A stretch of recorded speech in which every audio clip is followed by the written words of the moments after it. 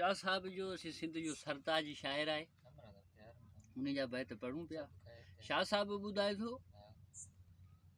उथारे उथी विया मंझां मूं आज़ार हबीबी हाणे या पीढ़ा जी पचार तबीबन तंवार हॾ न वणे हाण मूं रगूं तूं रबाब वजन वेल सब के लुछण कुछण न थे जानवरे जबाब सोई संधींदम सिपरी कैस जे कबाब सोई न आइन अज़ाब सोई राहत रूह जी पर में पुछाऊं इश्क जे इसबाब खे दारू इन दर्द जा ॾूरा ॾसियाऊं आख़िर वल असर जो ईअं उथियाऊं त्यां पोआऊं सिकां थी सलाम खे सिकी को सलाम खे करी को न सलाम ॿिया दर तिनी हराम ई दर जिनी देखियो देगन देग कढ़न जित कढ़ाइन कड़को न लहे तिते तबी बनऊं चाक चिकंदे छॾिया।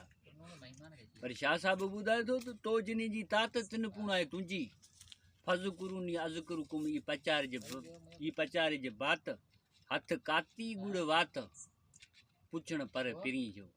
ये शाह साहब जा बैत संगत खे पेश कयासीं। अस्सलाम।